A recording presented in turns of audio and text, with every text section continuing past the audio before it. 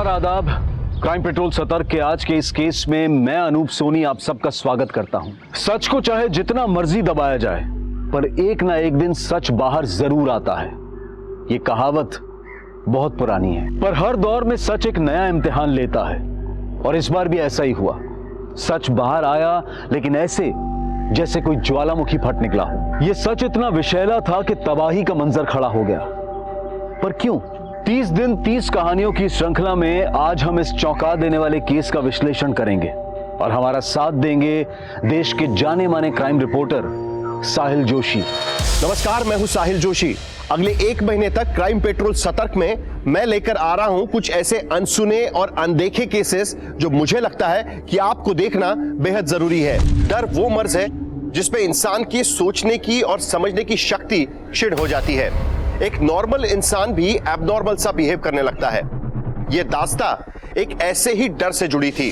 यह एक ऐसी घटना थी जो एक टाइम बॉम्ब की टिक टिक सुइयों की तरह समय के एक लंबे पड़ाव को खौफ से भरने वाली थी। यह एक विचित्र और अचरज में डाल देने वाली कहानी है जिसने मौका वारदात पर मौजूद लोगों के होश उड़ा दिए थे।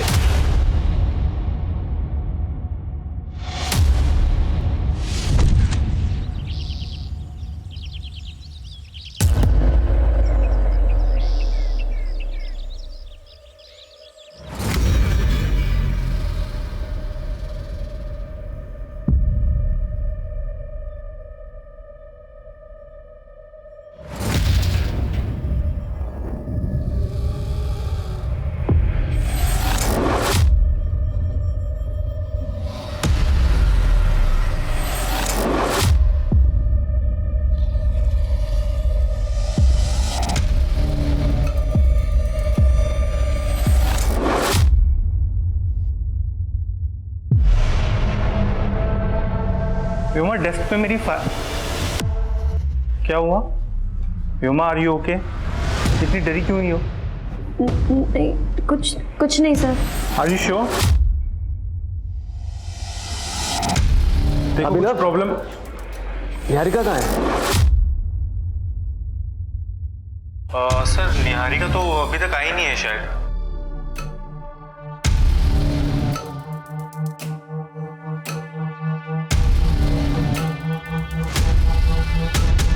रिकॉर्डिंग तो अच्छी हुई है, पर निहारिका ही नहीं दिख रही।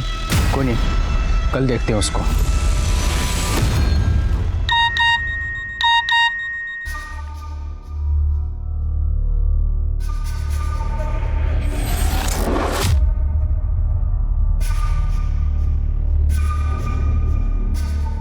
निहारिका,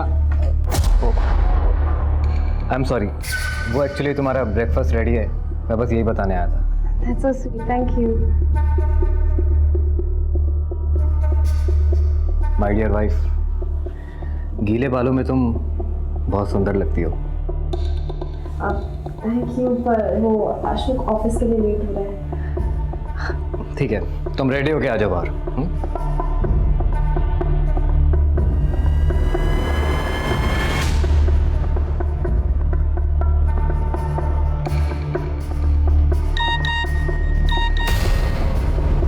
मुझसे ना मिलके तुमने मेरी इंसल्ट की है संजना। अगर मिलना ही नहीं था तो इतना भाव क्यों दिया?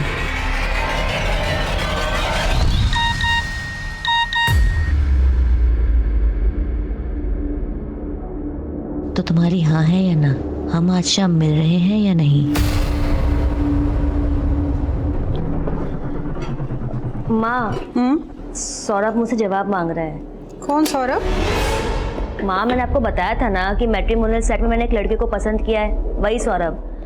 वो मुझसे मिलना चाहता है, उसके बाद मैं आपको उससे मिलवा दूंगी। मुझे नहीं मिलना किसी सौरभ से। ये इंटरनेट वाले लड़कों पे ना मुझे बिल्कुल भी भरोसा नहीं है। ये टिफिन ले और ऑफिस जा। माँ, आप बहुत ज्यादा सोच रहे हो। माँ,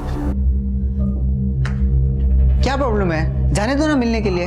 और वैसे भी दी के लिए लड़का तो आप ढूंढ नहीं पा रहे। और सौरभ पसंद है ना, तू जा मिल के आ, जा। तू चुप कर। देख बेटा, मैं तेरा रिश्ता किसी हारे गए लड़के से नहीं करा सकती। तू ना सौरभ को मना कर दे। मैं तेरे लिए बहुत अच्छा रिश्ता लेके आऊंगी।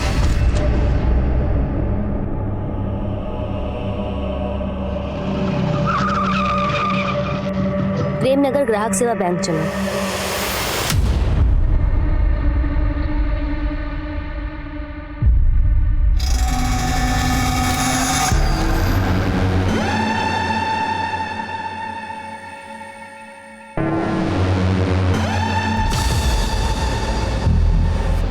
व्योमा, तेरा टिफिन रेडी है और याद से तू खाना खा लेना और दवाई भी याद से ले लेना, ठीक है? देख, तेरी फ्रेंड संजना का फोन आ रहा है, वो आती होगी। चल रेडी हो जा बेटा। अरे क्या हुआ बेटा, रो क्यों रही है? अरे देख लेना तो जल्दी ठीक हो जाएगी, कुछ नहीं होगा बेटा। देख, संजना का वापस फोन आ रहा है।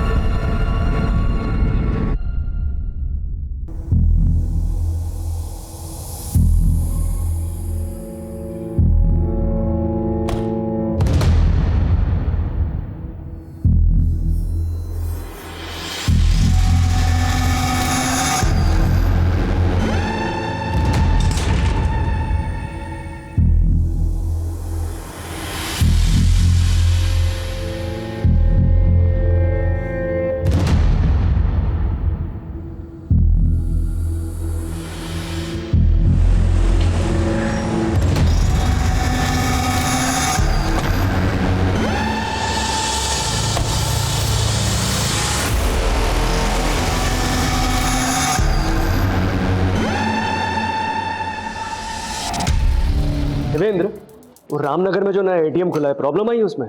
हाँ सर, मेरी एटीएम मैनेजमेंट वालों से बात हुई थी कल। हाँ, मेरी भी बात हुई थी, वो लोग पहुंच रहे हैं, तुम जाओ और सुपरवाइज करो। ठीक है सर। सर, मुझे पता करना है कि आपके बैंक का लॉकर सेफ है या नहीं। श्योर। आपका अकाउंट है हमारी ब्रांच में? नहीं, वो अभी खोल लेते हैं। ये सिक्योरिटी, अरे सब लोग अपने हाथ ऊपर करो, अपने हाथ ऊपर करो। क्या चाहिए? कोई हिलेगा नहीं।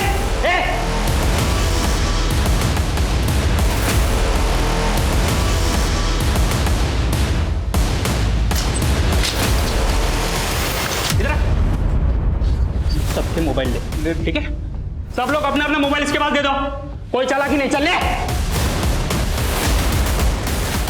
जल्दी जल्दी कर, ले उसका। बंद कर दिया।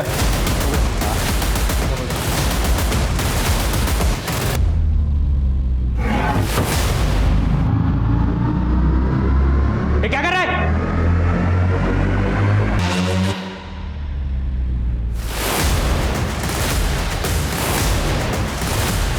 जरा ये सारे फोन बाजू में रख और एक एक फोन करके। किसका फोन बजा बे? किसका फोन बजा? इधर छोड़, तू नहीं छोड़ा था ना फोन इसके पास? तू नहीं छोड़ा था, तू नहीं छोड़ा था, तू नहीं छोड़ा था।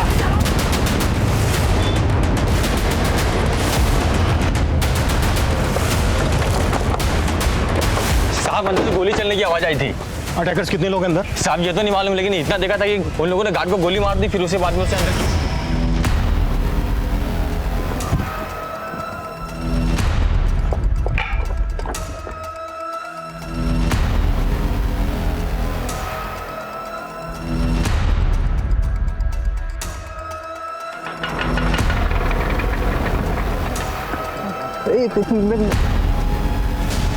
चल चल चल, आओ बेटा,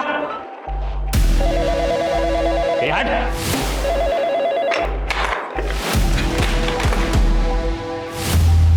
सर, लैंडलाइन भी कट कर दिया और बाकी सारे स्टाफ का फोन भी स्विच ऑफ आ रहा है। सुबह जब तुम बैंक से निकले थे उस वक्त बैंक के अंदर कितने लोग थे? सर, 2-4 कस्टमर थे और बैंक का स्टाफ था सर, बस। बैंक के पूरे स्टाफ के नाम और नंबर ले लो। सर। पंकज सर, हमारी पूरी टीम को इस बात का ख्याल रखना है कि उन्हें हमारी एक्टिविटीज के बारे में कुछ भी पता नहीं चलना चाहिए। जो भी करना है छुप के करना है सर। और बैंक की सेंट्रल ब्रांच से कांटेक्ट करो, उनसे पता करो कि हमें बैंक के अंदर का सीसीटीवी एक्सेस मिल सकता है क्या। Yes sir. प्रियंका, बैंक के बाहर जो ये सीसीटीवी है, इससे हमें ये पता चल सकता है कि सुबह बैंक के अंदर कौन कौन लोग गए हों। इस सीसीटीवी की फुटेज अरेंज करो तुरंत। सर।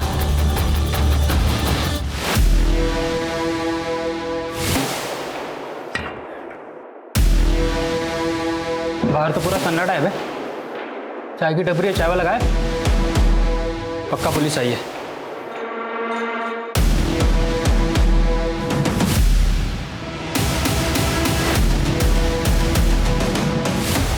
सर ये मनीष जी हैं, हमारे सीनियर स्टाफ। और सर ये अभिनव है, हमारा असिस्टेंट मैनेजर। और सर ये जो ऑटो से उतर रही है ना, सर ये हमारी हेड कैशियर संजना और उसके साथ सर व्योमा है। सर ये लोग कौन है जो व्योमा के बाद बैंक के अंदर गए? सर ये स्टाफ मेंबर्स तो है नहीं, हो सकता है हमारे कस्टमर हो। ये भी जो ये बाइक पर है, ये कौन है? ये भी सर स्टाफ मेंबर नहीं है, कस्टमर ही होगा।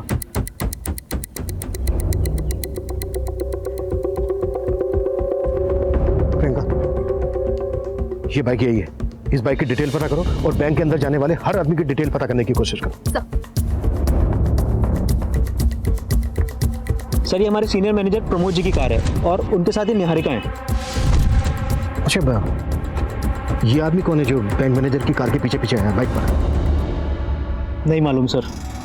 ये आदमी बैंक मैनेजर की कार के पीछे पीछे आया, इसने अपनी बाइक रोकी, फोन निकाला, किसी को फोन किया और इमीडिएटली यहाँ से निकल गया। प्रियंका सर, इस बाइक की डिटेल से पता करो कि ये बाइक किसके नाम पर रजिस्टर्ड है।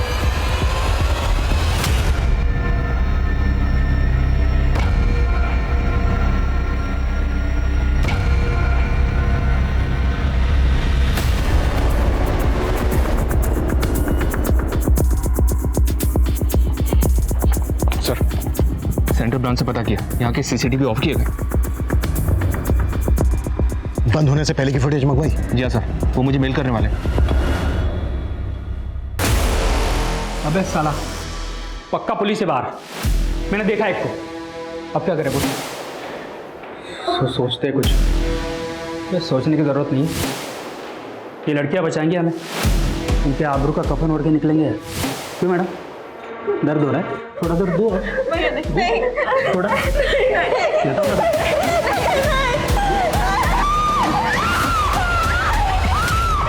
बैंक के अंदर से लड़की के चिल्लाने की आवाज आ रही है। इससे पहले कि वो किसी को नुकसान पहुंचाए, हमें जो भी करना है जल्द से जल्द करना होगा। बैंक के चारों तरफ चेक करो कि कहीं से बैंक के अंदर का कुछ दिखता है क्या, पर सेफली। सर, इस ब्रांच के सीसीटीवी बंद होने से पहले की फुटेज आ गई, ये देखिए। फुटेज देख के तो यही लग रहा है कि अटैकर सिर्फ दो ही हैं। इन्होंने गार्ड को गोली मार दी है और वो भी जिंदा नहीं बचा।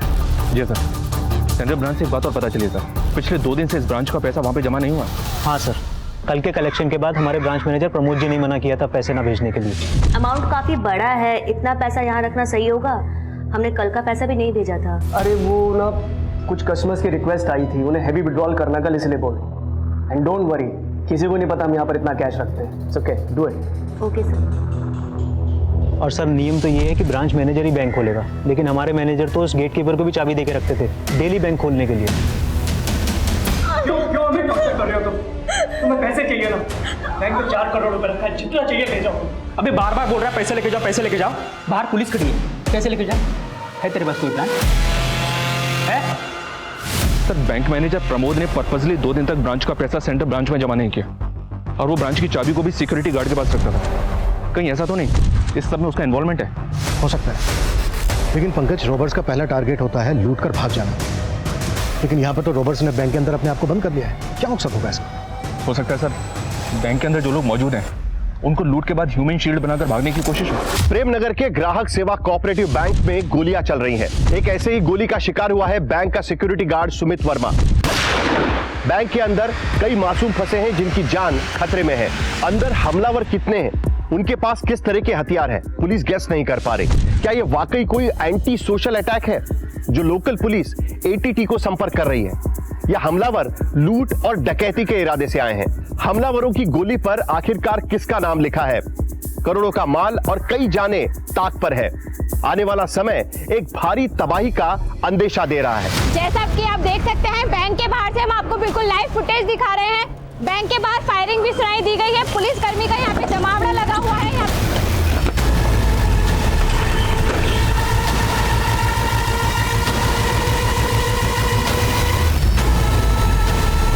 अबे पुलिस का पूरा पलटन आ गया बे, अलर्ट रहना पड़ेगा। हमारा मकसद है रॉबर्ट्स को पकड़ना। किसी भी इनोसेंट को कोई नुकसान नहीं पहुंचना चाहिए। क्लियर? जाओ अपनी अपनी पोजीशन ले लो। सर, सिक्योरिटी गार्ड की एजेंसी में फोन किया, उनको बताया कि सुमित नाम का गार्ड मारा गया है। पर उनका कहना है कि सुमित नाम का कोई भी गार्ड उन्होंने इस ब्रांच में अपॉइंट नहीं किया था। व्हाट?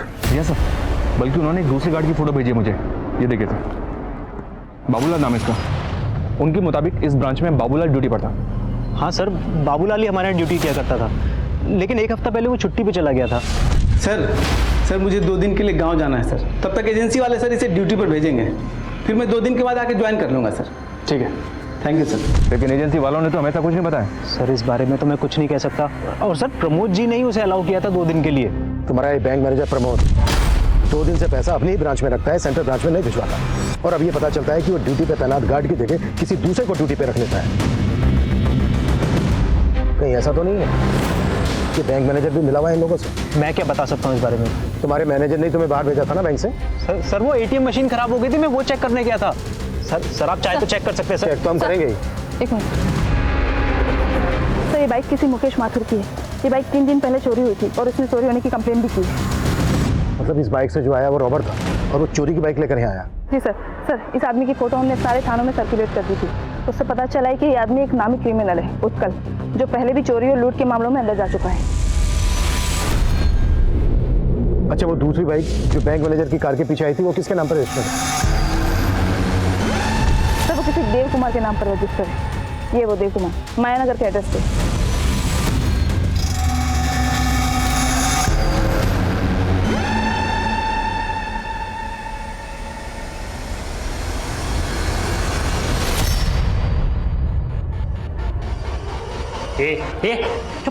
इनकी सांस फूल रही है। चुप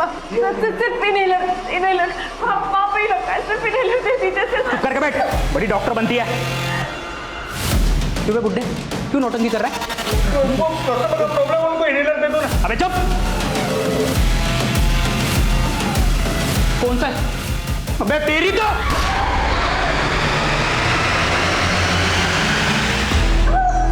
हिलने से मना किया था ना तुझे, अब मर।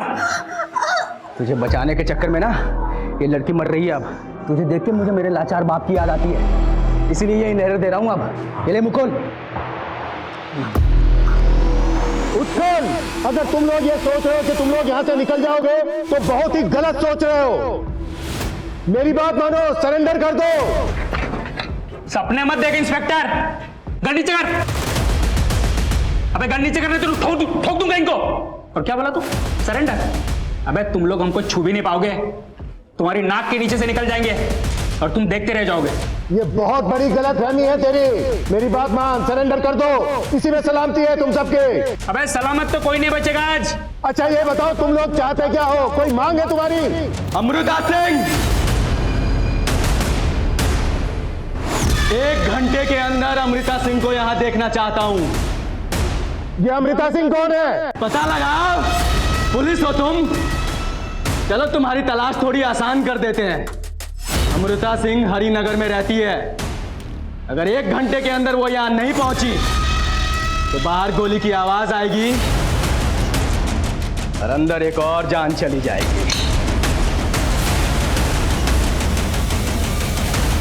अभी पता चला है कि रॉबर्ट्स ने पुलिस से किसी हरिनगर निवासी अमृता सिंह को बुलाने के लिए कहा है। पुलिस भी हैरान है कि रॉबर्ट्स के आखिर मंसूबे क्या हैं? क्या ये कोई बैंक रॉबरी है या फिर अंदर लोगों को हॉस्टेज बना के रखा हुआ है? कौन है ये अमृता सिंह और उसका इस केस से क्या लेना देना है? इन सभी सवालों के जवाब खुद पुलिस वालों के पास भी नहीं है। आप हमारे साथ बने रहिए जब तक हम सच का पर्दाफाश ना कर दें।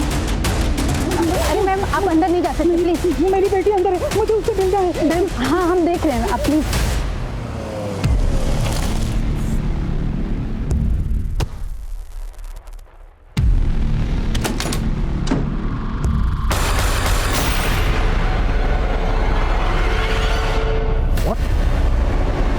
बाबूलाल का मर्डर?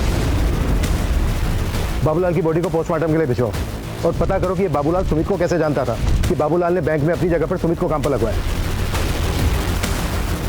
अब तक हम मानकर चल रहे थे कि बाबूलाल ने सुमित को अपनी जगह काम पर लगवाकर ये प्लान बनाया हो, पर बाबूलाल का तो मर्डर हो गया और यहाँ पर सुमित मारा गया। और सर ये हरिनगर के किसी अमृता सिंह को बुलाने की बात कर रहा है। इतने बड़े हरिनगर में अमृता सिंह को कैसे ढूंढेंगे? एक काम करो, हरिनगर पुलिस की मदद लो अमृता सिंह को ढूंढने के लिए। Okay sir. हेलो सर, जो देव कुमार नाम का आदमी बैंक मैनेजर को फॉलो कर रहा था वो एक प्राइवेट डिटेक्टिव है। डिटेक्टिव? जी सर, फिलहाल वो अपने ऑफिस से गायब है। हो सकता है डिटेक्टिव क्रिमिनल्स के लिए बैंक की रेकी करने आया हो। इस डिटेक्टिव की पूरी कुंडली निकालो, जल्द से जल्द अंदर चाहिए मुझे। आकाश सेंटर ब्रांच से इस ब्रांच की एक हफ्ते की फुटेज मंगवाओ, क्विक।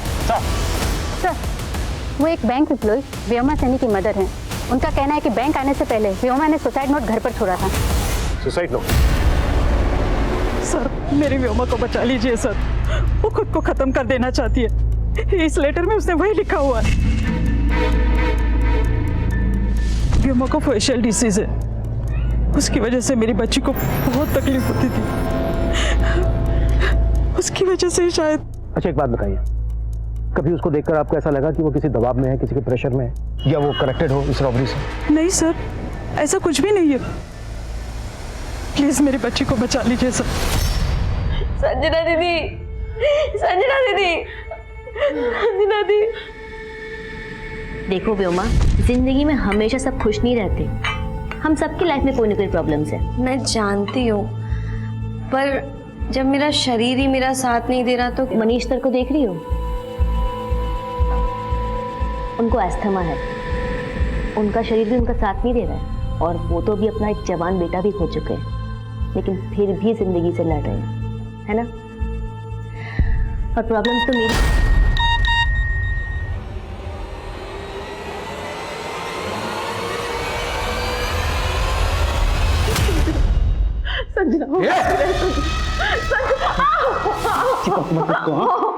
उसका दर्द है ना, वो सहेगी। तुम्हें जो चाहिए तुम ले लो ना, हमें बख्श दो। ये बख्श दूं? तुझे बख्श दूं? तुझे तो सबसे पहले नोचूंगा मैं। सारी तेरी चरित्र अपने पति के होते हुए मैनेजर के साथ सोच लिए तू।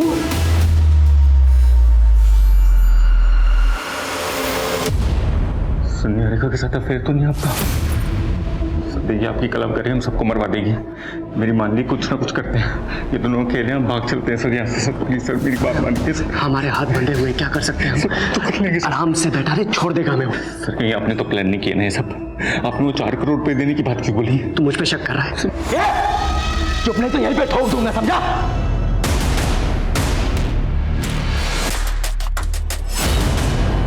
अमृता सिंह क्यों नहीं है अब तक? हरिनगर पुलिस से मेरी बात हुई। हरिनगर में आज सुबह ही अमृता सिंह नाम की एक लेडी का मर्डर हुआ है। What?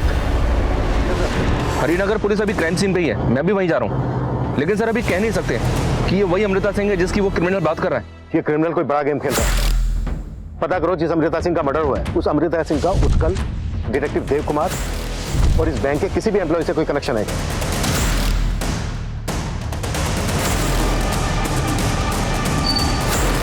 Sir sir sir sir sir sir, Sanjana मेरी बहन ये बैंक में काम करती है। प्लीज ठीक है, एक बार साहब से मिलवा दो प्लीज प्लीज सर। सुबह जब अमृता का मर्डर हुआ उस वक्त घर पे कोई और नहीं था। अमृता का हस्बैंड दिल्ली में है। हमें इस घटना की जानकारी इनके यहाँ काम करने वाली मेड ने दी। बहुत ही ब्रूटल मर्डर है। हैरानी की बात यह है कि खूनी अमृता को मार के उसकी एक उंगली भी काट के ले गया। तो किलर का विक्टिम की उंगली काटने के पीछे मकसद क्या हो सकता है, कुछ पता चला? हमें मेड से पता चला कि अमृता उस उंगली में एक डायमंड रिंग पहना करती थी जो कि अब गायब है। और स्ट्रेंज बात है, इसके अलावा घर में किसी भी तरह की लूटपाट के कोई संकेत नहीं है। अगर ये सिर्फ लूट होती तो किलर विक्टिम की उंगली से सिर्फ डायमंड रिंग को ही गायब क्यों करता, वो भी उंगली काट कर? नहीं सैनी, ये माजरा कुछ और ही है। ये वो अटैकर हो सकता है जो अमृता के घर आते वक्त सीसीटीवी कैमरे में कैप्चर हुआ, लेकिन इसका चेहरा साफ नजर नहीं आ रहा। हम इस घर के आसपास की दूसरी फुटेज भी निकलवा रहे हैं। लेकिन हमारे लिए स्ट्रेंज बात यह है कि प्रेमनगर की ग्राहक सेवा केंद्र में मौजूद क्रिमिनल्स हरिनगर की रहने वाली अमृता सिंह को क्यों बुला रहे हैं? हमने बैंक को चारों तरफ से घेर तो लिया है, लेकिन हमारे लिए जरूरी है एक ऐसा प्लान बनाना जिससे हम अंदर जाकर सबको सेफली बाहर निकाल सकें। और उसके लिए जरूरी है ये पता लगाना कि अंदर चल क्या रहा है। ये जो होल है ना, इसके जरिए कैमरा अंदर पहुंचाओ, उससे हमें पता चल जाएगा कि क्रिमिनल्स की एक्टिविटीज क्या है। Fast fast fast sir. Priyanka, जैसे ही कैमरा अंदर लगता है उसकी फुटेज दिखाओ मुझे। सर, बैंक में एक संजना नाम की लड़की काम करती है। बाहर उसकी माँ और उसका भाई आए हैं। सर, वो किसी सौरभ पे शक जता रहे हैं। सौरभ? कौन है सौरभ? सौरभ से एक मैट्रिमोनियल साइट पे कांटेक्ट में आई थी संजना, और मुझे शुरू से उस पर शक था कि वो जरूर फ्रॉड करेगा संजना के साथ। कैसा फ्रॉड? और ये सौरभ कौन है? सर, हम तो कभी नहीं मिले उस सौरभ से, लेकिन वो ना अब ये सब देख के मुझे लग रहा है कि वो संजना का कैशियर होने का फायदा उठाकर उसे फंसा रहा था। हाँ सर, संजना दीदी ने शादी करने के लिए भी मना कर दिया था। और मुझे लगता है ना सर कि इसी की वजह से उस संजना के साथ वो सबको बंधक बना के रख लिया। आपको ऐसा क्यों लग रहा है कि सौरभ ने सबको बंधक बनाया होगा? कभी संजना ने इस बारे में कुछ कहा था आप लोगों से? हमें कुछ नहीं पता सर, बस हमारी बच्ची को छुड़वा दीजिए सर। देखिए आप चिंता मत कीजिए, हम आपकी बेटी को बचा लेंगे। प्रियंका, ये संजना की माँ और भाई जिस तरह की बातें कर रहे हैं, ये बातें बहुत ही अटपटी लग रही हैं। क्या उत्कल के साथ जो दूसरा आदमी है अंदर, वो सौरभ भी है? एक काम करो, संजना का सोशल मीडिया अकाउंट खुलवाओ, देखो उसमें कोई सौरभ लिखा है। ये अमृता सिंह आई नहीं अभी तक। तो पुलिस वाले हमको बेवकूफ तो नहीं बना रहे? अबे चल क्या रहा है तेरे दिमाग में? तू तो बोला था कि लूट के पैसे लेके भाग जाएंगे। अब कैसे भागेंगे? पुलिस आ गई बाहर। मैं तुझसे बात कर रहा हूँ, कुछ बोलेगा?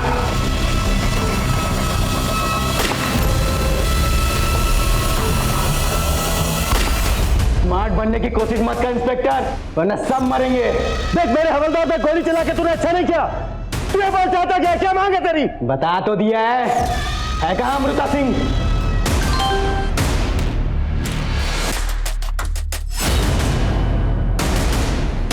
देख मैं अपने हवलदार को ऐसा शिफ्ट कर रहा हूं, उसको ले जाने देना, किसी पे गोली मत चलाना। अगर तूने गोली चलाई तो ठीक नहीं होगा तेरे लिए।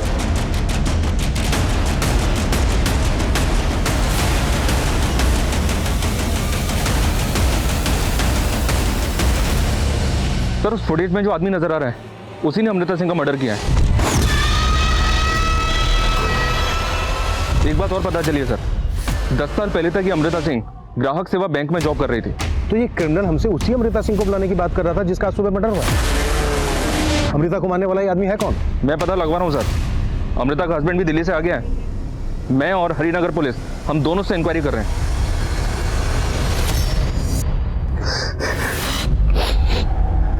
योगेश जी, माफ कीजिए, मैं जानता हूं कि सही वक्त नहीं है क्वेश्चन पूछने का, but it's very urgent. Sunny,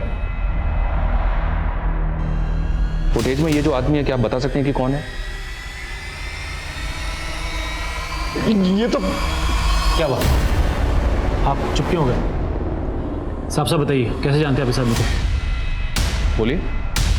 अच्छा, जिस कैमरे को गोली लगी थी उसकी फुटेज दिखाओ मुझे। गोली लगने से पहले कुछ तो रिकॉर्ड हुआ होगा।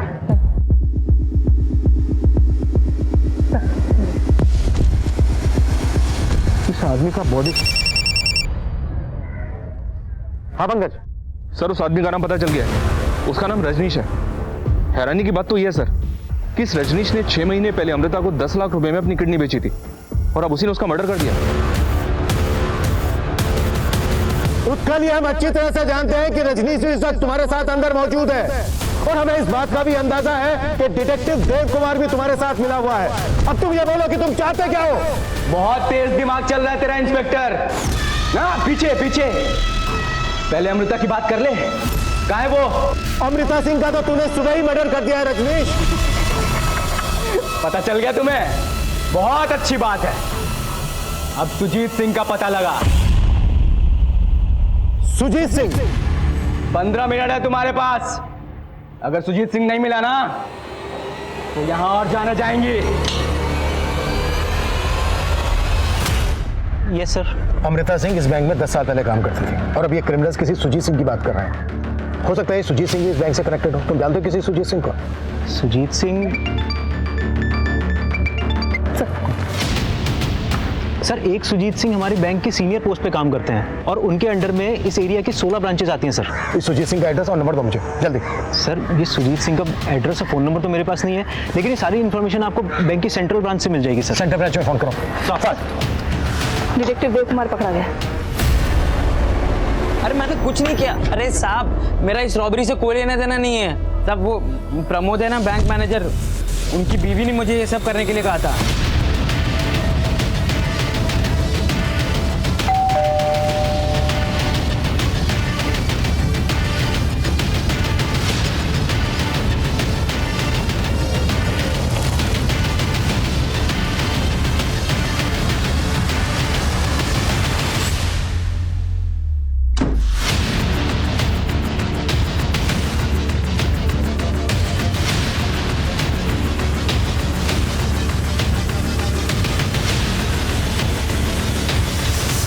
सर ये रजनीश के घर से एक स्केलेटन मिला।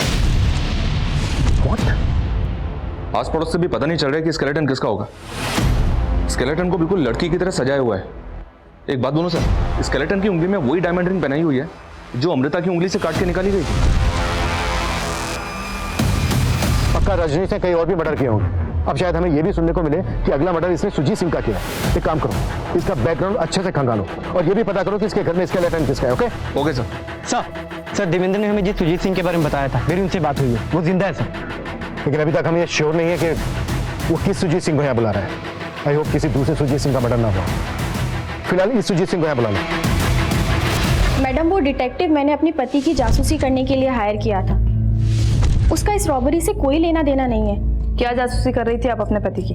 क्योंकि मुझे शक है कि प्रमोद का उनकी कुलीग निहारिका के साथ अफेयर चल रहा है।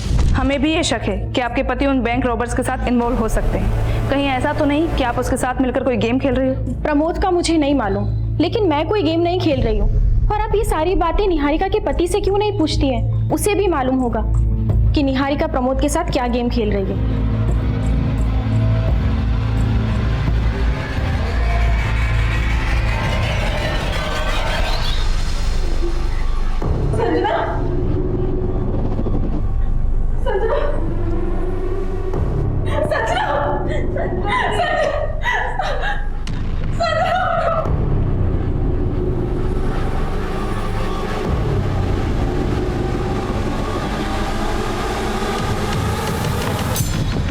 सुजीत सर जी सर, मैं देवेंद्र, मैं इसी ब्रांच में काम करता हूँ। आइए सर, एक सेकंड आइए।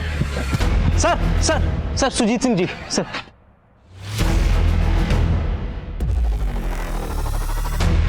सर मैं इनमें से किसी को भी नहीं जानता। आप अपनी एक्स एम्प्लॉई अमृता सिंह को तो जानते होंगे। इस रजनीश ने उसका मर्डर कर दिया है और अब उसने आपको बुलाया। आप कुछ बता सकते हैं क्या चाहता है ये? मेरी तो कुछ समझ में ही नहीं आ रहा है। मुझे बहुत जोर से पेशाब देंगे। बिठा इसको। कब तक बिठाएगा इनको? तू करना क्या चाहता है इनके साथ? तू तो बोला था कि पैसे लेके भाग जाएंगे। मैं तेरे से बात कर रहा हूँ, मैं सोच रहा हूँ ना। अब मैं क्या सोच रहा है तू? अबे बुड्ढे, इनको चेक करो। तेरे को बाप दिखता था ना इसमें? देख, मार दिया। अब मेरी बात का जवाब दे, तू पैसा लेके भागा क्यों नहीं? रजनीश उत्कल, मैंने मना किया था ना गोली चलाने के लिए, फिर क्यों चलाई गोली? अब एक एक करके सब मरेंगे इंस्पेक्टर। बता सुजीत सिंह कहाँ है? तूने कहा था ना सुजीत सिंह को बुलाने के लिए, हमने बुला लिया सुजीत सिंह को। सुजीत सिंह इस बैंक के एरिया मैनेजर हैं, तुझे उन्हीं से बात करनी थी ना।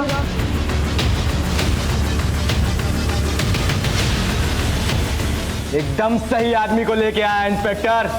अब बोल, चाहता क्या है तू? मैं क्या चाहता हूं अभी बताता हूं।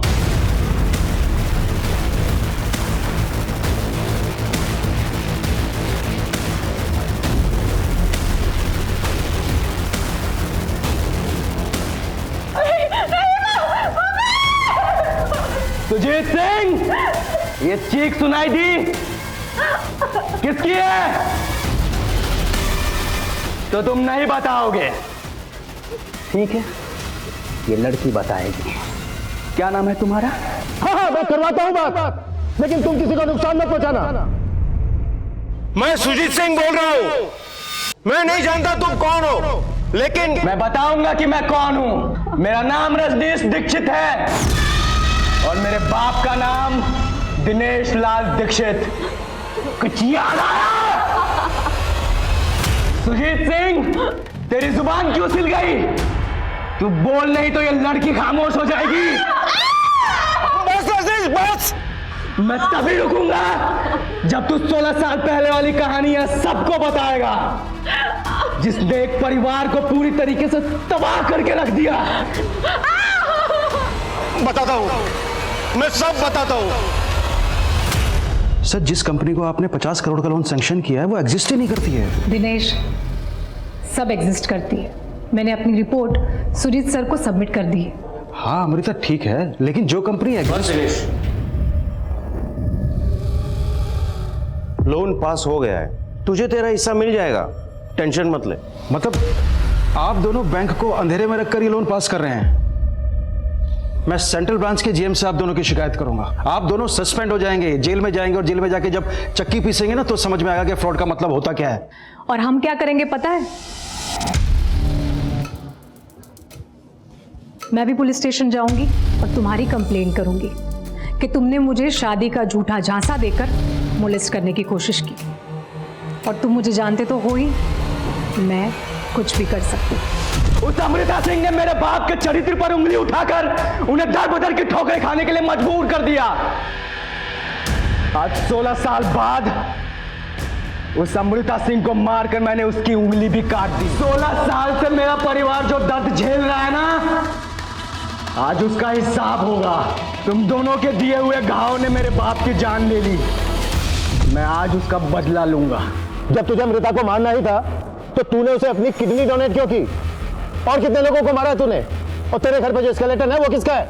उसका जवाब देगी ये लड़की। रॉबर्ट इस वक्त सुजीत सिंह के साथ इंगेज है। ये सही वक्त है बैंक के अंदर दाखिल होने का। देवेंद्र का सर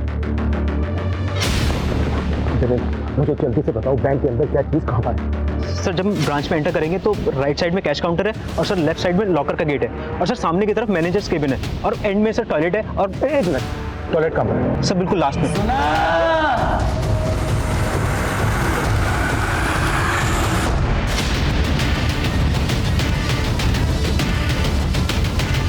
सुजीत सिंह, बता कौन है असली निहारिका?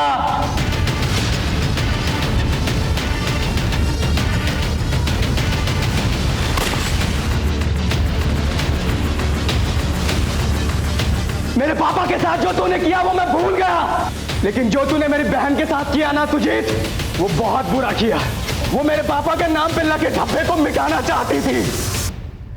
उसने इस बैंक में जॉब के लिए अप्लाई भी किया था, वो सिलेक्ट भी हो गई थी, लेकिन तूने प्रमोद को बोल करके जो उसके साथ किया ना, वो बहुत गलत था। कहां से बनवाए नकली डॉक्यूमेंट्स?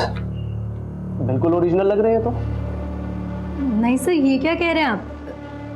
ओरिजिनल ही है। ओरिजिनल है मतलब मैं झूठ बोल रहा हूँ? मुझे असली नकली की पहचान नहीं है। सारे के सारे डॉक्यूमेंट झूठे हैं तुम्हारे। रुक एक सेकेंड, यही रुक। कब?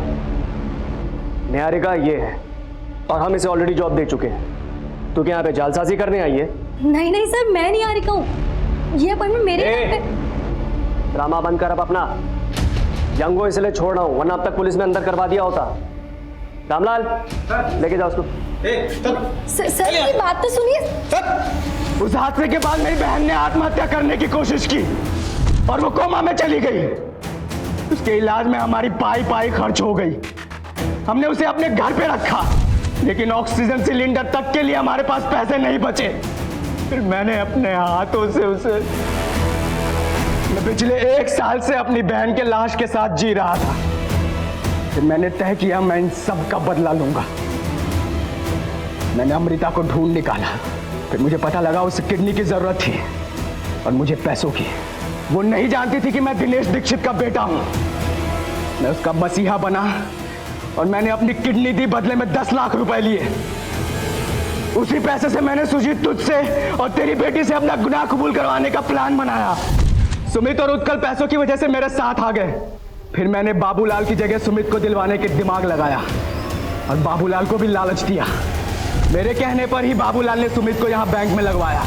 फिर मैंने बाबूलाल को भी खत्म कर दिया। सर, हम लोग अंदर घुस रहे हैं, आप उसका ध्यान अपनी तरफ खींचिए। रजनीश, बाबूलाल ने तेरा साथ दिया, तूने उसको भी मार दिया। फिर तूने सुमित को अपने साथ मिलाया, तूने सुमित का भी मर्डर कर दिया। उत्कल, सुन मेरी बात देख, रजनीश तो अपने सर पे कफन बांध के आया है। अब तू सोच तुझे क्या करना है।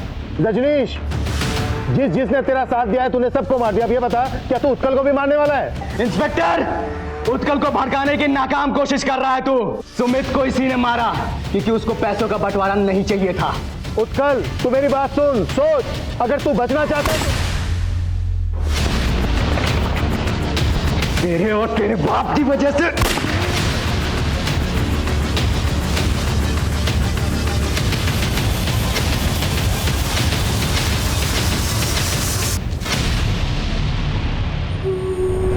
जब भी कोई जुर्म छिपाया जाता है तब वो कभी ना कभी इसी लावे की तरह फटता है। यह भी एक ऐसी सनक का अंजाम था जिसने पुलिस के पसीने छुड़वा दिए। लेकिन सोचने वाली बात यह है कि आखिरकार रजनीश दीक्षित को यह सब करके क्या मिला?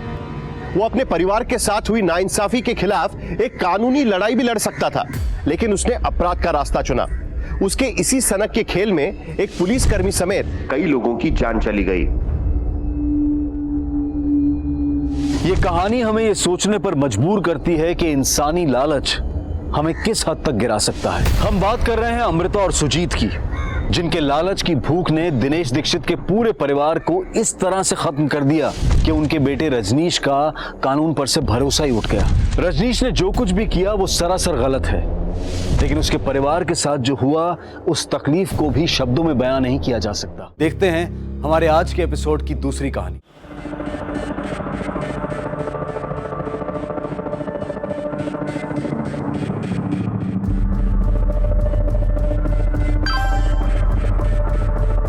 बाहर आ जाओ।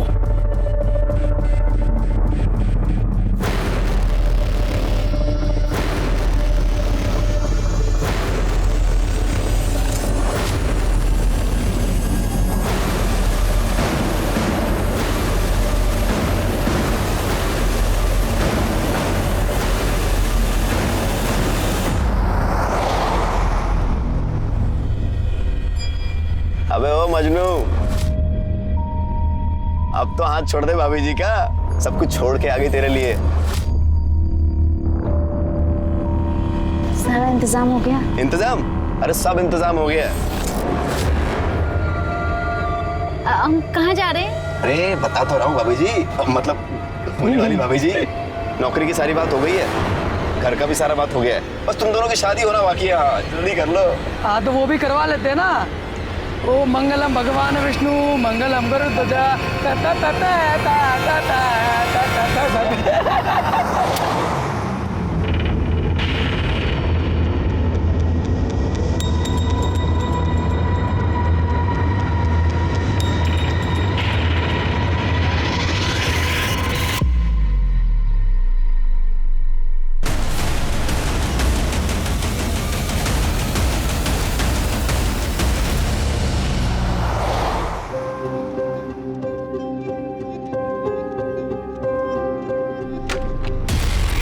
देखो मैं तैयार हो गई हूँ। कैसे? तैयार तो हम भी हैं। 3-3 दूल्हे।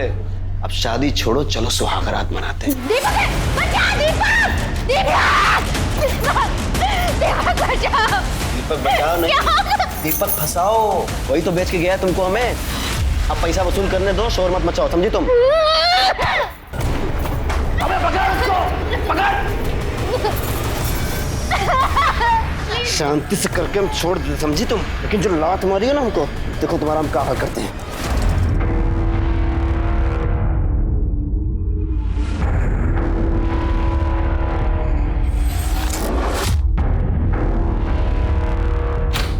हाँ हाँ सब याद है। आ रहे हो ना? अरे हाँ बाबा, आ रहा हूँ मैं। हाँ बस निकल ही रहा हूँ।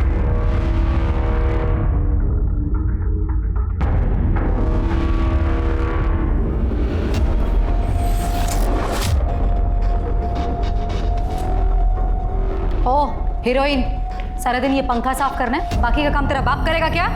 नहीं, बस हो ही गया। पैसे ले और सामान की लिस्ट। चल मार्केट जाके सामान लेके आ, और हाँ टाइम से आना वापस घर। कहाँ जा रहे हो तुम?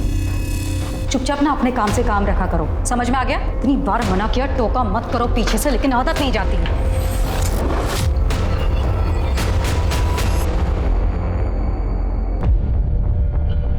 सर मेरा नाम दीपा कुलकर्णी है, मैं एक सोशल वर्कर हूँ। मुझे ये लड़की कल रात को अकेले रोड पर मिली।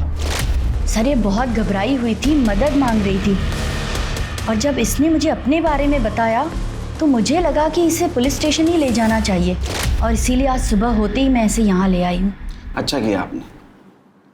नाम क्या बेटा तुम्हारा? सब हमारा नाम मोहिनी संथाल है। कहाँ की रहने वाली हो? झारखंड, तरवा गांव से है। क्या हुआ तुम्हारे साथ? सब हमारे माँ बाप नहीं है, चाचा के घर रहते हैं। एक दिन चाचा बोले मंडी जाना है, धोखे से किसी आदमी को बेचती है। बस आप ही के पास आ रहा हूँ। ये मैडम जी कौन है? वो तो नहीं मालूम साहब। फिर एक जगह गाड़ी रोके और वो तीनों पेशाब करने के लिए उतर गए और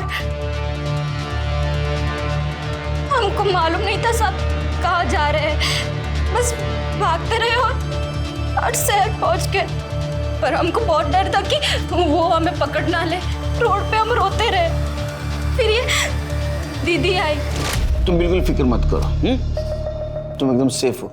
शिरके, मोहिनी को एनजीओ भेजने की तैयारी करो। तृप्ति, इसके चाचा के डिटेल्स, गांव के डिटेल्स सब ले लेना। ये दीदी के साथ जाओ।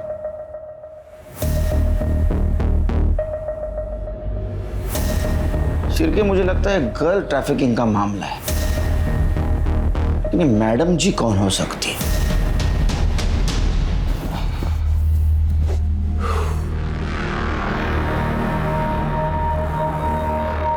यार वो लड़की आने वाली थी ना, क्या हुआ उसका? नहीं आई।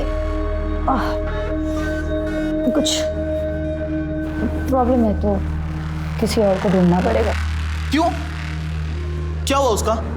इतने परेशान क्यों हो रहे हैं? टेंशन मत लो, मैंने तुम्हारे लिए उससे भी अच्छी लड़की ढूंढूंगी। अरे यार तुम समझ नहीं रही हो, मेरे माँ बाप मेरे पीछे पड़े हुए शादी के लिए, बांध देंगे मुझे किसी के भी साथ, फिर रोती रहना अकेली बैठकर। तुम टेंशन क्यों ले रहे हो? मुझे तुमसे ज्यादा उस बात की फिक्र है, और वो लोग ढूंढे उससे पहले मैं ढूंढूंगी तुम्हारे लिए। जानते हो ना कितना प्यार करती हूँ, ऐसे खो दूंगी।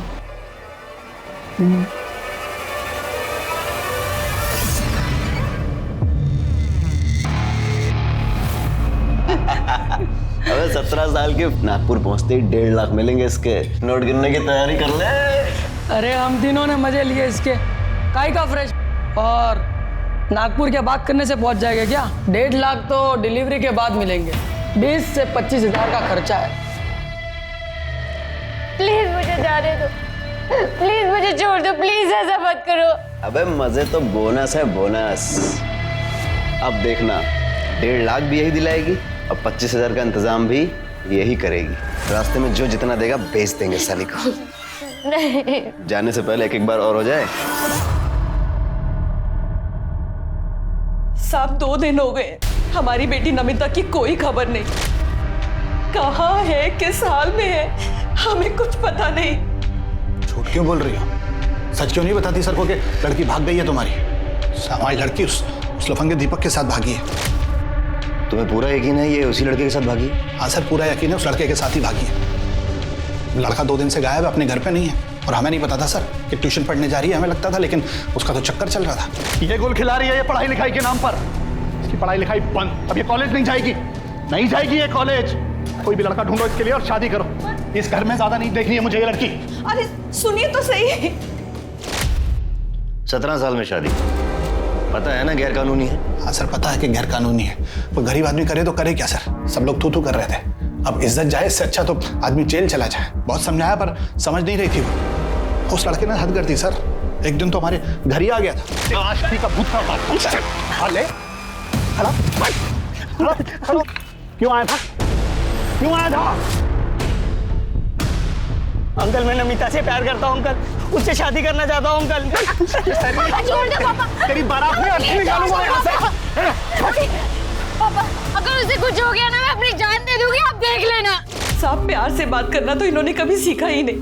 इतनी सख्ती दिखाई, इतनी सख्ती दिखाई कि बेटी घर से ही भाग गई। मैं उसे प्यार से समझाऊंगी, बस एक बार ढूंढ दीजिए, एक बार ढूंढ दीजिए मेरी बेटी को। देखिए आप घबराइए नहीं, आप दीपक और नमिता की डिटेल्स नोट करवा दीजिए, हम उन्हें जल्द से जल्द ढूंढेंगे। समझे?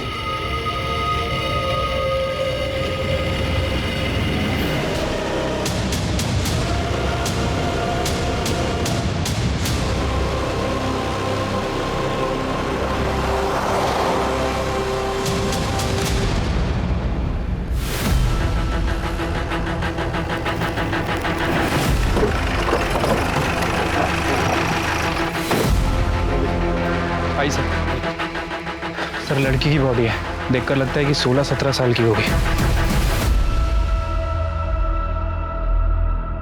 सर जिस तरह से बॉडी की हालत है देखकर लग रहा है कि मर्डर हुए 2-3 दिन हो चुके हैं। पीछे मटन शॉप है, यहाँ का कचरा यहाँ पे फेंका जाता है। सर हो सकता है कि जिसने मर्डर किया उसने जानबूझ के बॉडी को यहाँ पे डंप किया ताकि बॉडी से बदबू ना आए और किसी को मिल ना सके। आज सुबह कचरा फेंकने आया था, उसी ने बॉडी को देखा और हमें फ़ोन किया।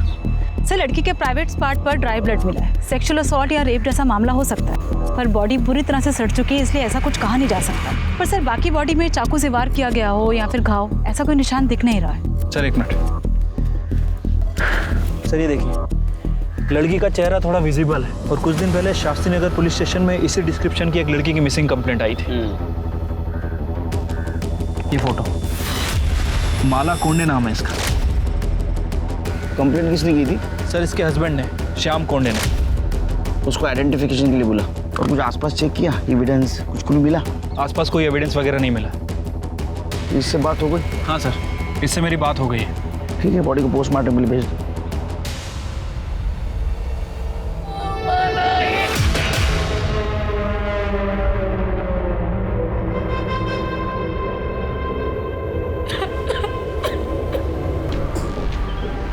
माला मटन शॉप गई थी? नहीं सर, हमारे घर नॉनवेज नहीं बनता। वो सब्जी लेने गई थी और शाम तक नहीं लौटी, और ना ही फ़ोन साथ ले गई थी कि फ़ोन लगा करके देखी कि वो कहाँ पे है। फिर अगले दिन जब वो नहीं लौटी तो मैंने मिसिंग की कंप्लेंट लिखवाई थी। आप लोगों को किसी पे शक, किसी से कोई झगड़ा, दुश्मनी जो ऐसा कर सकता है? सर हम लोग मिडिल क्लास लोग हैं, हमारी किसी से क्या दुश्मनी होगी। ठीक है जाओ।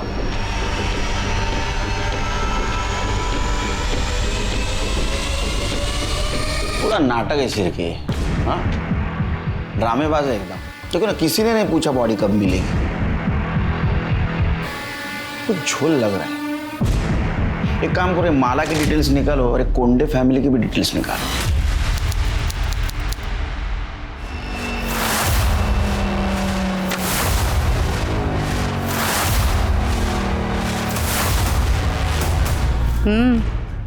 फोटो देखी? मैं आज ही आई बाबा को उसकी फोटो भेजता हूँ, देखना शादी के लिए फौरन हाँ कर देंगे। अरे लड़की सिर्फ 17 साल की है, नाबालिग है वो। पहले उसके एज प्रूफ के ना झूठे पेपर्स तैयार करने दे। शांति रख। ठीक है सर, कोंडे फैमिली के पड़ोसियों से बात की है। सर हैरानी की बात यह कि पड़ोसियों तक को नहीं पता था कि माला उस घर में नौकर थी या फिर श्याम की बीवी। सर ये कोंडे फैमिली माला के साथ बहुत बुरा व्यवहार करते थे, उसे नौकरानी की तरह ट्रीट करते थे। फिर अचानक से एक दिन उन्होंने कहा कि श्याम और माला की शादी हो गई। किसी को नहीं पता चला कि उनकी शादी कब हुई। मुझे तो पहले से झोल लग रहा था शिर की। ये कोंडे फैमिली की डिटेल्स निकाली? हाँ सर, ये श्याम को जुए की लत, काम वाम कुछ करता नहीं था। रमाकांत के पास भी कोई काम नहीं है और ये वैशाली घर चलाने के लिए नर्स और हाउस होल्ड हेल्प का काम करती है। दूसरों के घर में नौकर प्रोवाइड करवाया करती थी। चिरके मुझे वैशाली के काम में भी झोल लग रहा है। पता करो, ये नर्स और नौकर प्रोवाइड करने के नाम पे कुछ काले धंधे तो नहीं करती थी? सर हमने पता किया, माला का बर्थ सर्टिफिकेट नकली है। तुम एक काम करो, उड़ई ऑफिस से माला के फिंगरप्रिंट और फोटो के बेसिस पे उसके आधार कार्ड के डिटेल्स निकलवाओ। हो सकता है असली डिटेल्स मिले। सर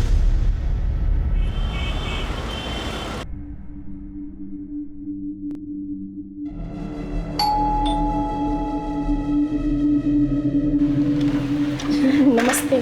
नमस्ते आंटी। आंटी नमिता दीदी कहाँ है? बेटा वो घर पर नहीं है, अपने मामा के घर गई है। कुछ काम था क्या? हाँ आंटी, मैं क्लास में फर्स्ट रैंक लाई हूँ ना, तो मुझे उनको थैंक यू बोलना था। पर मम्मी वो तो घर पर ही नहीं है। कोई बात नहीं बेटा, तो आंटी को दे दे, आंटी नमिता दीदी को दे देगी। देखिएगा नमिता बहुत अच्छी टीचर बनेगी, उसकी तो ज़िंदगी सफल हो गई। चलिए हम निकलते हैं।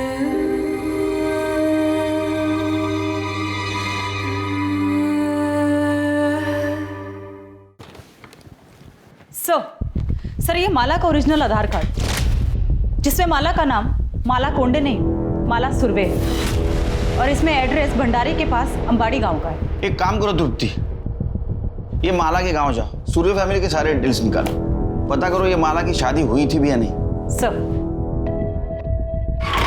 सर माला की पीएम रिपोर्ट। सर रिपोर्ट के हिसाब से उसकी मौत 7 सितंबर की शाम 4 बजे से 6 बजे के बीच में हुई है। बहुत ज़्यादा सेक्स करने की वजह से खून बहना, बॉडी को सही न्यूट्रिशन ना मिलना, थकान, मतलब कुपोषण की वजह से उसकी मौत हुई है सर। साथ ही साथ उसकी बॉडी पर सिगरेट के जलाने के निशान भी हैं, नाखून के खरोच के निशान भी और काटने के निशान भी हैं, और बॉडी पर 3 अलग अलग लोगों के सीमेन सैंपल भी मिले। शिरके, इंसान ने हैवान इतनी छोटी सी उम्र में उसके साथ जबरदस्ती की। कई सारे लोगों ने सिगरेट के चटके दे, काटा, उसको खरोचा। हो सकता है उसके साथ गैंगरेप भी किया होगा और इसके वजह से उसका खून बहा और मर गई। हो सकता है सर। वैसे ये कोंडे फैमिली के बारे में जो इन्फॉर्मेशन मिली है उसे भी झुठलाया नहीं जा सकता सर, क्योंकि थकान, बॉडी को सही न्यूट्रिशन ना मिलना, कुपोषण, ये भी मौत का एक कारण है। चिरकिया, हमें इन्फॉर्मेशन नहीं, सबूत चाहिए। हमें पता करना होगा ये शाम की शादी हुई थी भी या नहीं, और ये भी पता कर दे ये कोंडे फैमिली सच बोल रही है झूठ। और एक चीज पता करनी होगी, ये श्याम और रमाकांत का डीएनए हमें बॉडी पे जो सीमेंट्स मिले उससे मैच होता है या नहीं। अरे देवा, देख, बोला था ना मैंने, ये माला ना सिर्फ शक्ल से भोली दिखती है लेकिन है नहीं। साहब, मुझे पक्का मालूम था ये माला ना बाहर जाके 10 जगह मुंह मारती है। अरे ये उसका पति है। अरे जब भी छूने जाता ना उसको तो काटने दौड़ती थी वो। बहुत लेता था ना उसकी साइड। बोलती रह गई मैं तुझे। अरे धोखा दे रही थी वो तुझे। सर मैं उससे बहुत प्यार करता था। वो जब खो गई थी तब पूरे मार्केट में उसे ढूंढने गया था। पुलिस स्टेशन में रिपोर्ट लिखवाई थी मैंने। तुम्हारी शादी हो गई थी ना, तो रजिस्ट्रेशन भी हुआ होगा, मैरिज सर्टिफिकेट है? साहब, शादी 2 महीने पहले हुई थी। अब सर्टिफिकेट ये रजिस्टर करवाते तब तक तो माला ही चली गई। अच्छा, शादी की फोटो दिखा दीजिए।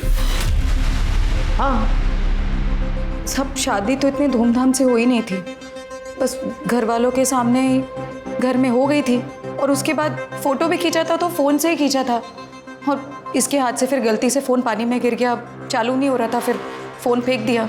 बहुत प्रॉब्लम है आपके लाइफ में। तो आपके पास कुछ प्रूफ नहीं था, इसलिए तुम लोगों ने उसका बर्थ सर्टिफिकेट डुप्लीकेट बनवाया। हालांकि उसके आधार कार्ड के ऊपर उसके घर का एड्रेस भंडारा का था। क्या? आधार कार्ड? उसके पास आधार कार्ड भी था, लेकिन हम लोगों को तो खाली बर्थ सर्टिफिकेट मालूम है, और वो तो अनाथ है ये पता था। और बाप रे, अनाथ भी हो गई? कहाँ मिली आपको? वो ऑफिस आई थी मेरे।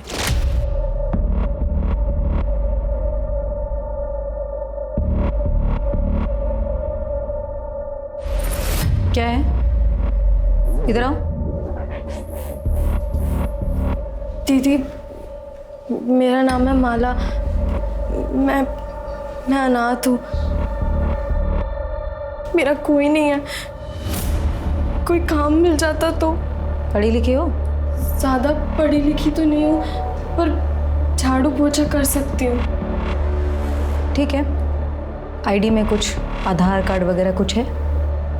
फिर मैं देखती हूँ। आधार कार्ड तो नहीं है, पर हाँ जन्म प्रमाण पत्र है। ठीक है, मैं देख लेती हूँ, कुछ होता है तो मैं बताऊँ।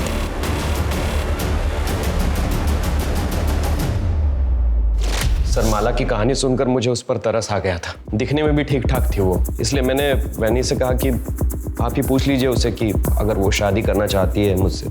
साहब, उसने भी मना नहीं किया, हाँ बोल दिया, तो मैंने शादी करवा दी। सच बोल रही है? हाँ, ये सच बोल रहे हैं? हाँ, ऐसे ही हुआ था। चिरके, ये शाम की डीएनए टेस्ट करवा, और रमाकांत का भी। मेरा क्यों? मैंने क्या किया? इसने कुछ किया? नहीं, मतलब मेरा मतलब है माला तो मेरी बेटी जैसी थी, बहू थी। डर क्यों रहे हो? हाँ, चिरके, इन दोनों का डीएनए टेस्ट करवा। चिरके, ये कोंडे फैमिली का झोल है। वो रमाकांत देखा कितना डरा हुआ था। मुझे लगता है माला से जबरदस्ती प्रोस्टिट्यूशन करवाते थे। हो सकता है सर, लेकिन अगर 1% भी चांस हुआ कि माला एक काम जानबूझ के करती थी पैसे कमाने के लिए, तो सर? नहीं शिरकी, अगर वो जानबूझ के करती थी, इतने पैसे कमाती थी, तो पैसों का क्या करती थी? क्योंकि उसके मौत का एक कारण कुपोषण भी है। उसको ठीक तरह से खाना भी नहीं मिलता था। ये वैशाली के एजेंसी का कुछ पता चला है? ऐसी एजेंसी? हाँ सर, उसकी एजेंसी लीगल है, रजिस्टर्ड भी है। अपने खबरों को अलर्ट कर दो। ये कोंडे फैमिली के सारे डिटेल्स चाहिए मुझे, पास्ट फ्यूचर प्रेजेंट सब। ठीक है सर।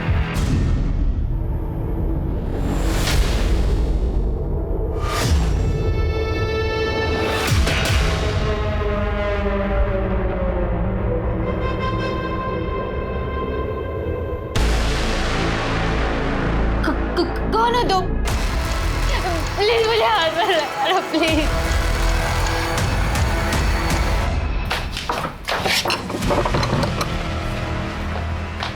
मना किया था ना, बोला था ना दूर रहने के लिए। अरे पर क्यों?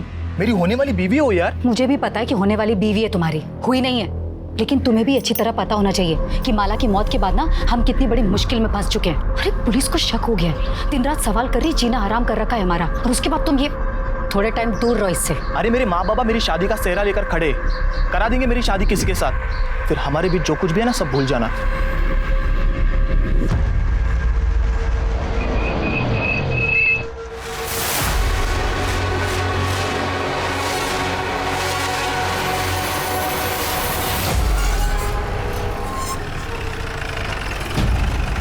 अच्छा सुनो, मैं राम बाबू के यहाँ पे आता हूँ, हैं? ठीक है?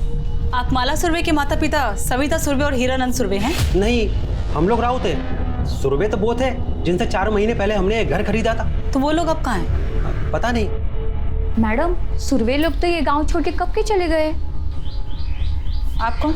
मैडम, मैं सुशीला, उनकी पड़ोसन। वो लोग बहुत कमीने थे, अपने बेटे मकरंद की शादी में खर्चा करने के लिए बेचारी माला को बेच दिया, और जब बिरादर में थूथू होने लगी तो ये घर बेचा और भाग गए। इसे पहचानती हो? हाँ, यही तो है माला, इसे कैसे नहीं पहचानूंगी, बचपन से देखा है मैंने इसको। तो सुरवे फैमिली कहाँ पे है, उनके बारे में कुछ जानती हो? माँ बाप का तो पता नहीं, पर सुना है मकरंद विट्ठल नगर में अपने ससुराल में घर जवाई बन के बैठा है। सर, घर बेचकर जाने के बाद माला के माता पिता को किसी ने गांव में नहीं देखा। मकरंद का भी यही कहना है कि वो अपने आखिरी दिनों में हरिद्वार चले गए। हरिद्वार पुण्य कमाने ने पाप धोने गए होंगे। सर, मकरंद का कहना है कि उसके शादी के बाद से ही वो चले गए, और उसके बाद उसके साथ भी उसकी कोई बातचीत नहीं। सर, माला की बॉडी पे जो 3 लोगों के सीमेन मिले थे, उसकी डीएनए रिपोर्ट आ गई सर। उनमें से एक का डीएनए श्याम के डीएनए से मैच करता है। और दूसरे 2 रमाकांत की डीएनए रिपोर्ट? सर, रमाकांत का डीएनए सीमेन से मैच नहीं कर रहा है। मतलब कोंडे फैमिली माला के बारे में जो बोल रही थी वो सच हो सकता है, या ये भी हो सकता है कि उसके साथ किसी ने जबरदस्ती की या रेप। सर, दिल्ली से एक लड़की की पूछताछ आई है। कुछ दिन पहले वो अपने बॉयफ्रेंड के साथ घर से भाग गई थी। वो लड़की नागपुर में दिखाई दी। उसका नाम है नमिता सिंह। ये फोटो और उसकी उम्र 17 साल। शिरके, इसका लुकआउट नोटिस जारी करो, हो सकता है इसके बारे में किसी के पास इंफॉर्मेशन हो। ठीक है सर। माला कोंडे उस माला सुरवे मर्डर केस सुलझने की बजाय उलझता ही जा रहा है। पुलिस ने माला का बैकग्राउंड तो चेक किया है, लेकिन कत्ल के मकसद को लेकर पुख्ता तौर पर कोई बयान देने से बच रही है। पोस्टमार्टम रिपोर्ट में एक्सेसिव सेक्स और टॉर्चर की बात कही गई है, रेप नहीं आया। तो क्या रेप इसलिए नहीं आया क्योंकि माला के अंदर रेप से स्ट्रगल करने की न तो ताकत बची थी और न ही जान? क्या वाकई माला देह व्यापार में शामिल थी और यही उसकी मौत की वजह बनी? अगर हाँ, तो फिर कातिल कौन है? उसका पति, ससुराल वाले, ये बाहर का कोई शख्स? माला के माँ बाप ने उसे किसके हाथों बेचा था? और क्या माला के कत्ल में उसके माँ बाप का हाथ भी शामिल हो सकता है?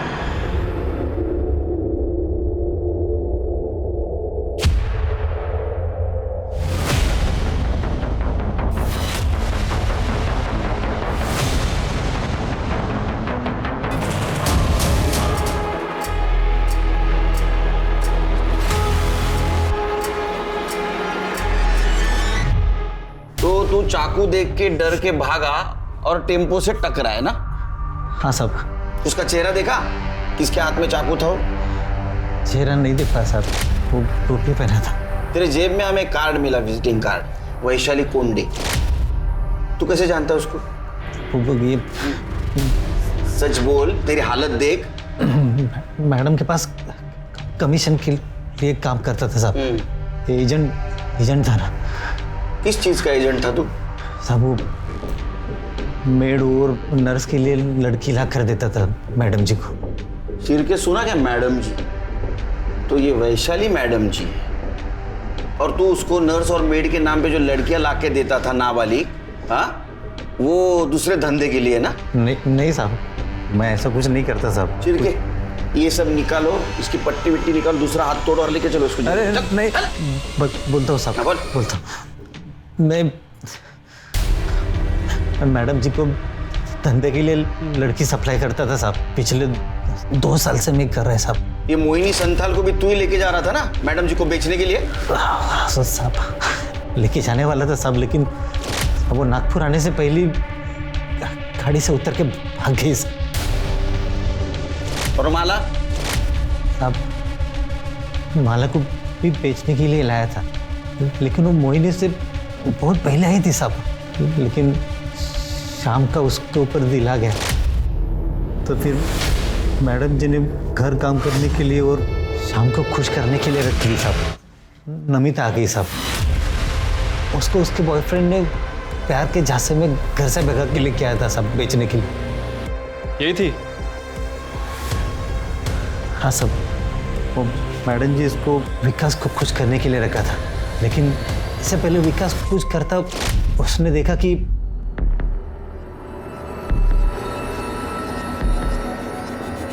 तू अंदर क्या कर रहा था? तेरी हिम्मत कैसे हुई मेरे होने वाली बीवी को हाथ लगाने की? होने वाली बीवी है ना, कोई तो नहीं है ना। चल। साले हर बार तेरी मन मर्जी नहीं चलेगी, समझा? दोबारा अगर तूने उसे हाथ लगाया ना तो लगाऊंगा। क्या करेगा बे तू?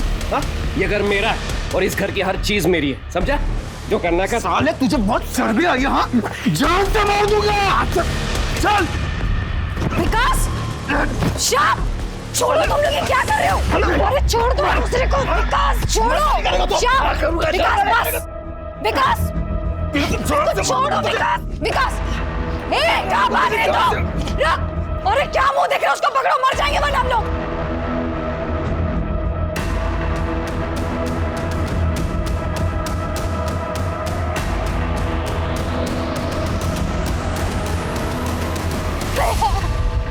भैया प्लीज बचा लो भैया।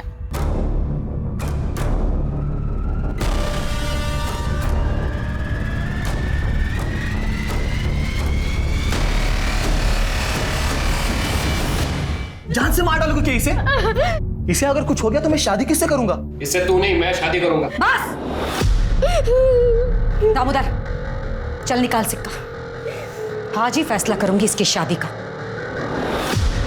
अगर हेड आया तो श्याम की और अगर टेल आया तो विकास की। ये ऐसे कैसे बोल रहे हो तुम? मुंह खोला ना दोबारा तो उठा के सीधा शाम को दे दूंगी। दामोदर,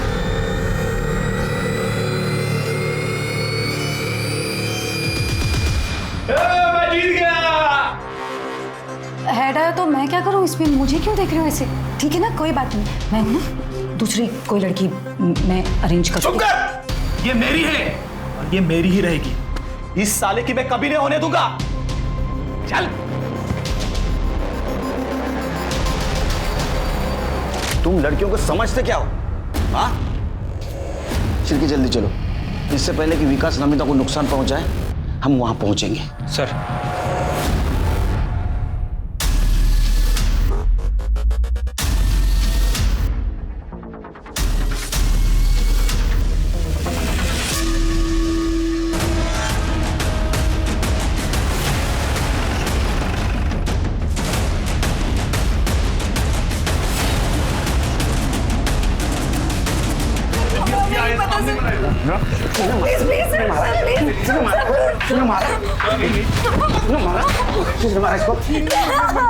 तेरे हाथ में चाकू था, हाँ? इन सबके नौटंकी में ये शाम को मिली थी इसलिए तूने मारा है उसको? सर नहीं सर, मेरे हाथ में चाकू था सर, मैं मारने आया था सर इसको, लेकिन पहले से मरी पड़ी थी सर। मैं सच कह रहा हूँ सर। तूने मारा उसको? चले पहले तू मजा ले चुका था उसके साथ, तेरे को डर था ये वैशाली इसको विकास को दे देगी, इसलिए तूने मारा ना? नहीं सर, वही ऐसा नहीं कर सकती सर। सर ये शाम सही कह रहे, लड़की कोई खिलौना थोड़ी। मैडम जी तेरा खेल खत्म हो गया, समझा? सर ये देखिए टूटा हुआ नाखून मिला है। चेक कर। हाँ चेक कर सुविधा। इसका मतलब तुम दोनों के अलावा इस रूम में तीसरी औरत थी। कौन थी? सच कह रही हूँ, मुझे नहीं पता सर। हमने किसी औरत को नहीं देखा सर। शिरके, बॉडी को पोस्टमार्टम के लिए भेज दो और ये नाखून डीएनए एनालिसिस को भेज दो और इसके साथ मैच करवा के दो। इनको जेल में लेके जाओ और ऐसा मारो ना बिना हेड टेल किए, सब सच बोलेंगे। चलो लेके जाओ इनको।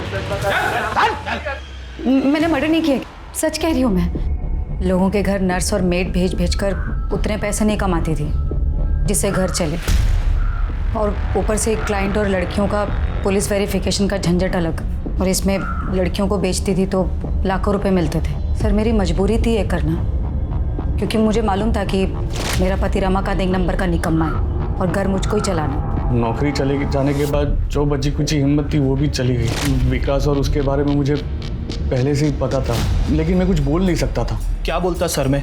और औरत अगर सामने से आएगी तो कौन छोड़ता है?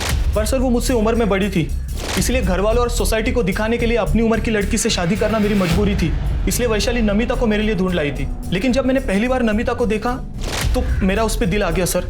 लेकिन उस साले शाम ने सब गड़बड़ कर दी। सर विकास को पता था कि माला मेरी है, फिर वो उससे मजे ले रहा था। और जब मैंने नमिता को हाथ लगाया तो मारने मरने पर उतर आया। वो कह रहा था कि वो मेरी होने वाली बीवी है, शादी करूंगा मैं उससे। जैसे कि उसको पता ही नहीं था कि शादी का सिर्फ नाम है। वो शरीफ बनने की कोशिश करता रहे तू, हमको सब पता है। उन जानवरों में से तू भी एक था ना? नहीं सर, सच में मैंने कुछ नहीं किया। मैं कसम खाकर कह रहा हूँ, मैंने कुछ नहीं किया।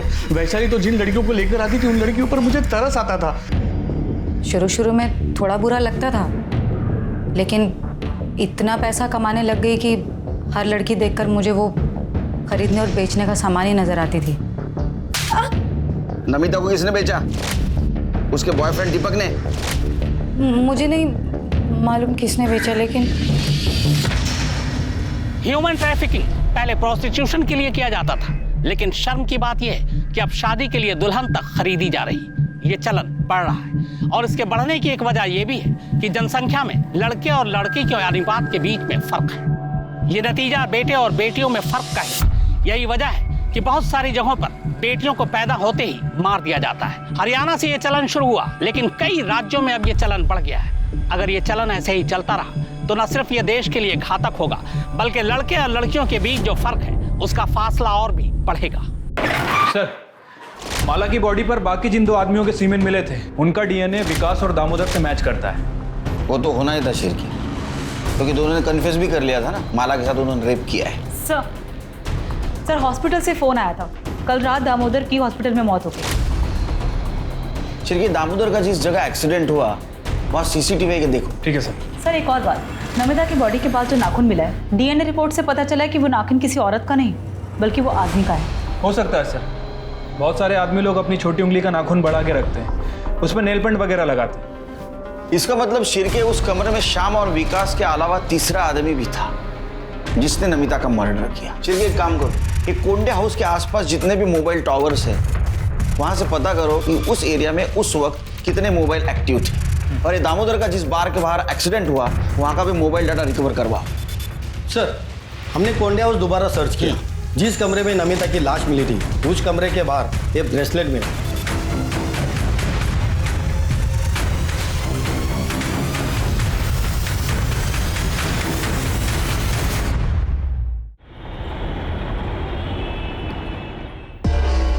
सर, मैं सच बोल रहा हूँ, मेरा ब्रेसलेट खो गया था। तू रहता कहाँ है? मैं दिल्ली रहता हूँ सर। दिल्ली में रहता है? तेरा ब्रेसलेट नागपुर में मिलता है, तो चोर ने यहाँ चोरी किया और नागपुर में फेंक दिया, वो भी उसी जगह जहाँ नमिता का मर्डर हुआ, रूम के बाहर। हाँ, देख तेरा मोबाइल लोकेशन भी ना उसके घर के आसपास का दिखा रहा था उस दिन। सच बोले तो हड्डियां तोड़ दूंगा तेरे। वो मुझे दिल्ली पुलिस से पता चला सर कि नमिता नागपुर में। मैं सीधा नागपुर के लिए निकल गया सर।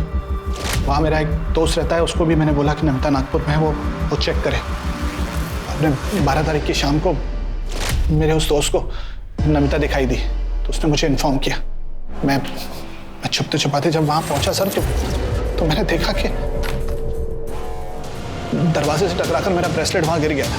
बाद में पुलिस की गाड़ी आई तो मुझे वहाँ से भागना पड़ा सर। मैं डर गया था, मुझे लगा अगर पुलिस मुझे नमिता के पास देखेगी तो मुझ पर ही शक करेगी। शक नहीं, हमें यकीन है, सिर्फ साबित करना बाकी है। जहाँ मर्डर हुआ वहाँ एक नाखून मिला, तू भाग रहा था ना, उसी वक्त तेरा नाखून टूट के वहाँ गिरा था। चिरके, इसको नागपुर ले चलो। मर्डर स्पॉट पे जो नाखून मिला था ना उसे इसका डीएनए मैच करवा। अगर वो मैच हो गया ना बेटा तो तेरी तो विकेट गई। हाँ? महेंद्र सलाखों के पीछे था, जबकि दीपक को उसी के दोस्तों ने मरने के लिए रेलवे ट्रैक पर छोड़ दिया था। हालांकि पुलिस को अब तक उसकी लाश नहीं मिली थी। इस सब के बीच पुलिस ये भी पता लगाने की कोशिश कर रही थी कि दामोदर और वैशाली के अलावा ह्यूमन ट्रैफिकिंग और देह व्यापार में अलग अलग राज्यों के बीच कौन कौन और कितने लोग इन्वॉल्व थे। तभी एक और हैरान करने वाली खबर सामने आई। रिपोर्ट के मुताबिक नमिता के कमरे में मिला टूटा हुआ नाखून महेंद्र का नहीं था। तो कौन हो सकता था जो उस दिन आउट हाउस में नमिता तक पहुंचा और उसका मर्डर करके फरार हो गया? सर जिस बार के बाहर दामोदर पर हमला हुआ, हमने वहाँ का डंप डाटा चेक किया। 3 नंबर मिले, एक दामोदर का, दूसरा गाड़ी वाले का और तीसरा दिल्ली का है। और यही नंबर मर्डर के वक्त नमिता के घर के पास भी एक्टिव था। किसका number? Sir Shirke, Delhi police को इन्फॉर्म करो, इसको अरेस्ट करें।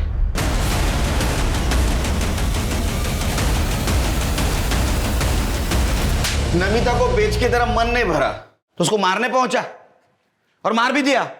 नहीं साहब, ये जो उंगली का नाखून टूटा है ना, ये मर्डर स्पॉट पे मिला है हमको, समझा? सच बोल। साहब नमिता को हम नहीं बेचे साहब, हम तो उसको बहुत प्यार करते थे। अरे जिंदगी थी वो हमारी, लेकिन हमसे एक गलती हुई साहब कि वो मुकेश जैसी दोस्त पे हम विश्वास कर लिया और उससे मदद मांगे साहब। जिस दिन हमारी शादी थी साहब, राजा को पटरी पर फेंक के आओ, इसके बाद दुल्हन के साथ सुहागरात मनाते हैं। हमको मार के वो अधमरा करके पटरी पे मरने के लिए फेंक दिया साहब। वो तो आखिरी वक्त पे एक आदमी ने हमको बचा लिया। और जब हम वापस नमिता को ढूंढने के लिए उस जगह पे पहुंचे तो नमिता कहाँ है? बोल, कहाँ बेचा? बोल। मुझे एड्रेस नहीं पता, लेकिन मैडम को जिस आदमी को बेचा है तो उसको मैं जानता हूँ। जब हम नागपुर पहुंचे और दामोदर को फ़ोन किया तो पहले वो हमारा फ़ोन नहीं उठाया, लेकिन बाद में वो हमारा फ़ोन उठाया साहब। और हम उसको झांसा दिए कि हमें लड़की चाहिए। वो बोला लड़की है, फलाना बार में पहुंच जाओ। हम साहब वहाँ पहुँच गए, लेकिन वहाँ देखा तो बहुत सारे लोग थे साहब। लेकिन हमको मुकेश उसका हुलिया बताया था, हम उसको पहचान गए। और जैसे हम चाकू निकाल के उसके गर्दन पे रखे और नमिता के बारे में पूछे, सब वो कुछ बिना बोले ही भागने लग गया वहाँ से और जाके एक गाड़ी से टकरा गया साहब। हम फिर गए उसके पास और चाकू दिखा के फिर नमिता के बारे में पूछे। वो बताया साहब कि नमिता कहाँ है, किस कमरे में, और उस कमरे की चाबी उसके जेब में थी। हम उस जेब से उसकी चाबी निकाल ली और उसका फ़ोन भी निकाल लिए और रास्ते में जाके उसका फ़ोन तोड़ के फेंक दिए साहब, ताकि वो हमारे बारे में किसी को इन्फॉर्म ना कर सके। और हम जैसे ही नमिता के पास पहुँचे, नमिता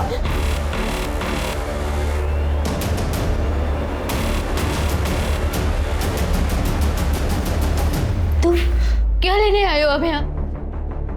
देखने आए हो मैं जिंदा हूँ या मर गई, या फिर तुम्हारे वो 3 दोस्तों ने मेरे साथ क्या किया? तो मेरे पापा ठीक कहते थे, तुम एक नंबर के घटिया आदमी हो। तुम मुझे क्या, तुम अपनी माँ बहन किसी को भी भेज सकते हो, पता है तुम्हें? अरे नहीं बेचा मैंने तुम्हें यार, नहीं बेचा है। तुमने सिर्फ मुझे नहीं, मेरे जैसे पता नहीं कितनी मासूम लड़कियों को बेचा होगा। तुम्हें और तुम्हारे वो 4 दोस्तों को मैं छोड़ूंगी नहीं, मैं मार दूंगी तुम्हें। और कब पता नहीं गुस्से में हम उसको चाकू मार दिए साहब। हम तो नमिता को ढूंढ के उसको बचाने के लिए गए थे, लेकिन साहब इन्हीं हाथों से हमने उसको मार डाला साहब, इन्हीं हाथों से मार डाला। चल अब नागपुर जेल में संतरा खिलाता हूँ तेरे को। साहब सभ्यता की शुरुआत से लेकर आज तक प्रोस्टिट्यूशन और ह्यूमन ट्रैफिकिंग चलती आ रही। इसका मतलब यह हुआ कि बेशक हमने चाहे जितनी भी तरक्की कर ली हो, लेकिन औरतों के बारे में हमारी सोच नहीं बदली।